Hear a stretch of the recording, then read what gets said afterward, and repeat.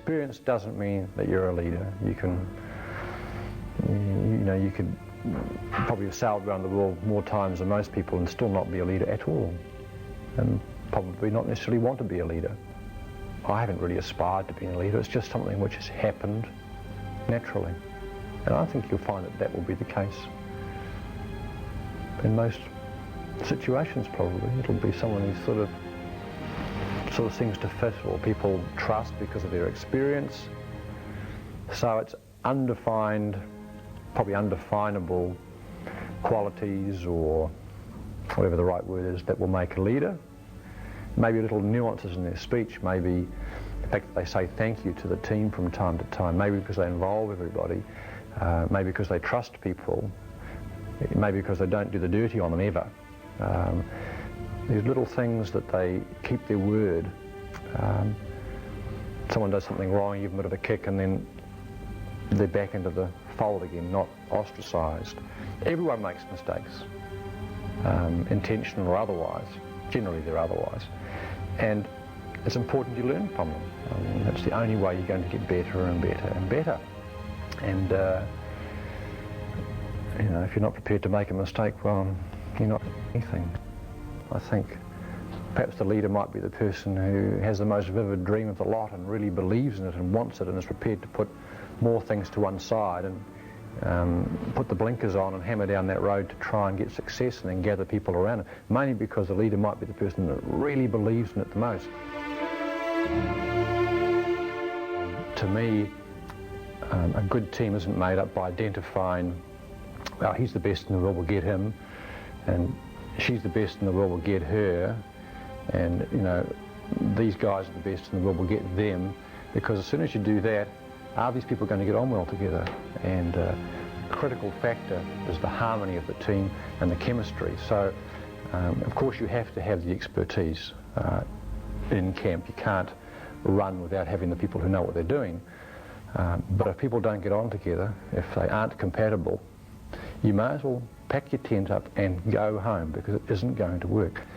And so we'll maybe have 8 or 10 real key people. They are the people that need to be involved in putting the plan into place, because otherwise it's not their plan. Otherwise, why have their expertise? You back into a do this or do that type approach. Much better to say, what do you guys think? Suddenly, rather than being Peter Blake's project, it's their project. I have some very good people around me. So it's not just me, it's a lot of other people involved. But I think it's just having the ability to listen and then endeavour to make a decision that is agreed to by everyone concerned, so everyone lives with that decision and backs that decision up. So that's management-wise and leadership-wise as well, really. Able to listen, very important.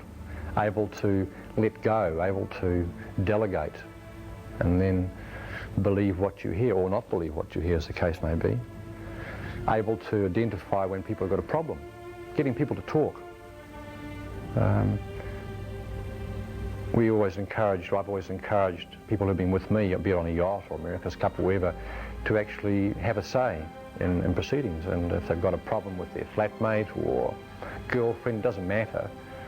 There's someone who'll listen to them. It might be me, it might be the PR guy, it might be the skipper of the boat, it might be their best friend, but encourage people to say what they think. As soon as people start bottling problems up, that's when difficulties occur. So just this encouragement of, we're all in it together.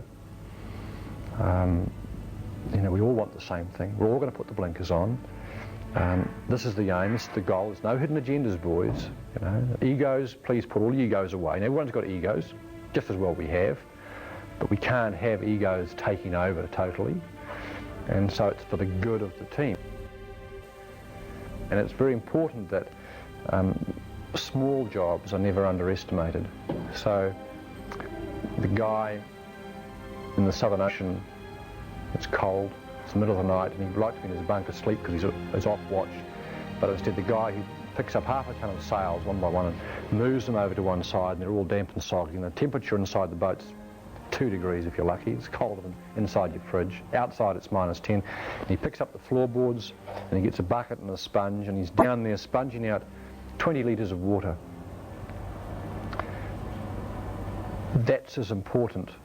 A 35-ton yacht, how can 20 litres, 20 kilos of water, how can that affect the speed of a 35-ton yacht? It's the attitude. And if that same approach is taken to everything that goes on, the boat will go much faster. But that is just as important that that is done as the guy steering the right course up on deck, the guy steering correctly, the trimming of the sails. So in San Diego, the young guy used to go across the road and get the boys' lunches, or the sailors who used to stay behind late at night and grease the winches. Just as important really as the tactician, the guy who goes up the mast, the guy trimming the sails, as me, as the accountant. All make up a team, and as soon as you say, oh, that doesn't really matter, and you've lost the plot.